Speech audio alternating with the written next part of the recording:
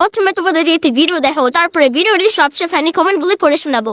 সুমি আজকে কুল মাখা খেতে চেয়েছিল। এই বছরে সুমি একটা কুলও এখনো খায়নি। ও টক খেতে খুবই ভালোবাসে। সুমি কুল মাখা খেতে চেয়েছিল বলে ওর বাবা অনেকগুলো কুল কিনে নিয়ে আসলো। আর কুল দেখে তো সুমি পুরো পাগল হয়ে গেল। মা, তুমি তাড়াতাড়ি কুল মাখা করে দাও আমাকে। ছোটবেলায় সুমি এত টক খেত, তেঁতুল কিনে ঘরে রাখাই যেত না। কখন যে তেঁতুল খেয়ে নিত আমি নিজেও বুঝতে পারতাম। এত সুন্দর করে চালতার আচার বানিয়ে রাখতাম, সেটাও ঘরে থাকতো। চালতার আচার সুমি লুকিয়ে স্কুলে নিয়ে খেত। এখন তো আর স্কুলে যেতে পারে না, তাই লুকিয়ে টক খেতেও পারে না। সুমির কাকার ছেলে আদিত্য সোনা, সেও টক খেতে কিন্তু সুমির মতো খুবই ভালোবাসে। আচ্ছা, এবার বলো তো, সুমির মতো লুকিয়ে টক খেতে কে কে ভালোবাসে? তোমাদের সঙ্গে কথা বলতে বলতে আমার কুল মাখাও হয়ে গেছে। এবার সুমি খেয়ে বলল, মা, কুল মাখা দারুণ হয়েছে।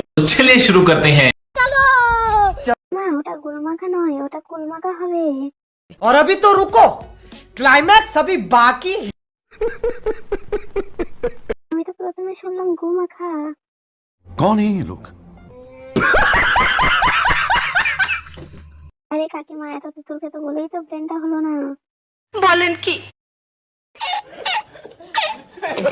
টাকার নেশায় ভুলভাল বকছেন। ওটা কুলমাখা হবে রচনা কাকিমা। प्यारी समझ गई।